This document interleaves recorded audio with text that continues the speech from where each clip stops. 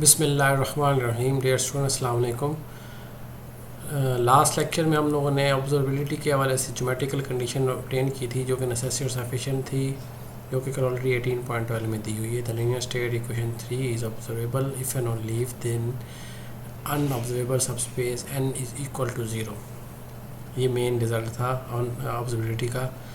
अब इसे हम आगे कंटिन्यू करते हैं जो कि स्टेबिलिटी से रेलिवेंट है। स्टेबल सबस्पेस के बारे में और अनस्टेबल सबस्पेस के बारे में देखेंगे जो कि डेफिनेशन 18.3 है। लेकिन उससे पहले कुछ बेसिक फैक्ट्स हैं जो हमें रिकॉल करने हैं। हम लोग सब जानते हैं कि कैरेक्टरिस्टिक पोलिनोमियल अब जो मैट्रिक्स ए की लेते हैं किसी भी, वो इस तरह से लिखी जाती है, determinant of lambda I minus A. जो कैरेक्टरिस्टिक पोलिनोमियल होगी उसके ना दो पार्ट्स, उसे ना फैक्टराइज करके ना दो हिस्सों में लिख लें, पी इनवर्स लैम्डा और पी प्लस लैम्डा की शक्ल में। इन दोनों में खसूसियत क्या है? पी माइनस, ये नोटेशन है सुपरस्क्रिप्ट की, ये माइनस तो नहीं है, पी पावर माइनस है, वो पी प्लस पावर की शक्ल में लिखा हुआ है। ये सिर्फ नोटेशन है बताने के लिए कि ये पी माइनस लैम्डा किस चीज़ को रिप्रेजेंट कर रहा है। Where all roots of P minus lambda have negative real parts. ये वो पोलिनोमियल का पोर्शन है जिसमें जो उसके रियल पार्ट्स हैं नेगेटिव हैं, और दूसरी साइड पे जो बाकी पोर्शन बचता है नॉन नेगेटिव रियल पार्ट्स वाला, उसको हम p प्लस के नाम से नोट कर रहे हैं। तो कैरेक्टरिस्टिक पोलिनोमियल किसी भी मैट्रिक्स की आप कंसीडर कर लें, उसको आप इस तरह से लिख सकते हैं। फंडामेंटल थ्योरम ऑफ अलजेब्रा यही कहता है कि उसको फैक्टराइज किया जा सकता है। दो फैक्टर हमने इसके बनाए हैं। एक फैक्टर में तमाम वो वाले कलेक्ट कर लिए हैं लैम्डास की जिनके नेगेटिव रियल पार्ट्स आते हैं। दूसरी साइड पे उसके प्रोडक्ट में लिखा है नॉन नेगेटिव रियल पार्ट्स, जिसमें ग्रेटर देन इक्वल टू 0 भी हो सकता है और ग्रेटर देन 0 भी हो सकते हैं। रियल पार्ट की सिर्फ बात कर रहे हैं।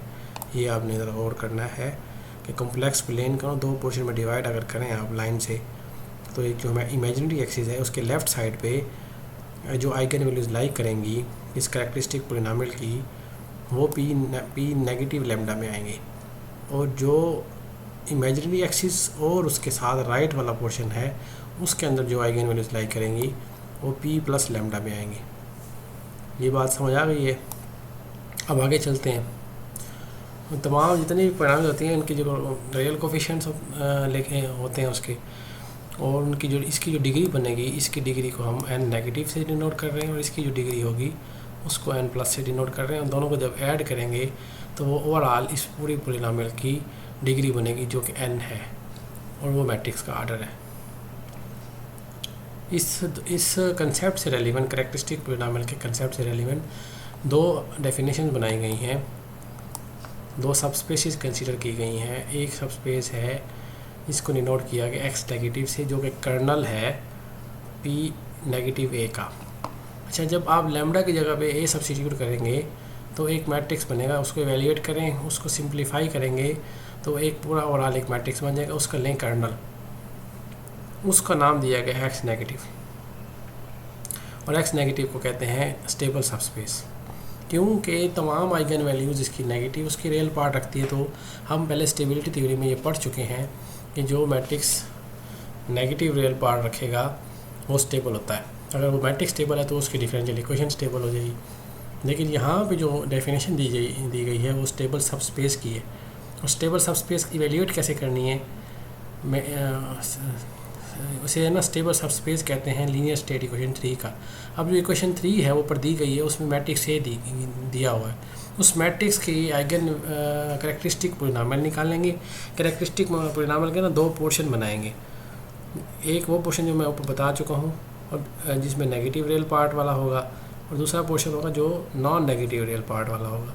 जो नेगेटिव रियल पार्ट वाला पोर्शन है उसमें लैम्डा की जगह पे ए सब्स्टिट्यूट करेंगे तो एक मैट्रिक्स बनेगा। उस मैट्रिक्स को आप सिंप्लीफाई करने के बाद ऑब्वियसली मैट्रिक्स बनेगा, तो आप उसको इवेल्यूएट कर लें और उसका कर्नल निकालें, तो वो स्टेबल सबस्पेस कहलाएगी स्टेट इक्वेशन 3 की। इस तरह से x plus which is the kernel of p plus a is called unstable subspace for 3। तो आप इस तरह से इस डेफिनेशन से किसी भी मैट्रिक्स की स्टेबल सबस्पेस और अनस्टेबल सबस्पेस निकाल सकते हैं। अगर आपके पास आपकी जो स्टेबल सबस्पेस है वो मुकम्मल पूरी की पूरी आर पूरी मुकम्मल जो है ना एक्स मान जाती है, तो हम कहेंगे कि आपका स्टेट इक्वेशन 3 जो है वो स्टेबल हो जाएगी। अगर नहीं बनती फॉर एग्ज़ाम्पल और ये एक्स प्लस जो है ना वो ज़ीरो हो जाए, तो फिर जो है ना वो तब भी पूरा सिस्टम जो होगा ना वो स्टेबल हो जाएगा। इसको ना हम एग्जांपल के थ्रू समझ सकते हैं। आपने लिए ना समझने के लिए आप ऐसे करें, एक 3x3 मैट्रिक्स लें ए, उसकी करैक्टरिस्टिक पोलिनोमियल निकालें और उसके अंदर से उसके करैक्टरिस्टिक पोलिनोमियल को इस तरह से लिखें, एक और दो पोलिनोमियल्स के प्रोडक्ट में लिखें। एक पोलिनोमियल ऐसी हो जिसके रियल पार्ट्स नेगेटिव होनी चाहिए, दूसरे में नॉन नेगेटिव हो। फिर उसके अंदर लैम्डा की जगह पे ए सब्स्टिट्यूट करके उसको इवेल्यूएट करके उसका कर्नल फाइंड कर देखेंगे एक्स नेगेटिव क्या बनता है और एक्स पॉजिटिव क्या बनता है। ये आप लोगों की एक एक्सरसाइज है, इसको आप कर सकते हैं। Obviously we can show that X negative and X positive are subspaces of X. ये आपने शो करना है कि ये उसकी सब स्पीसीज हैं, और इनवेरिएंट सब स्पीसीज भी हैं ए की और ए।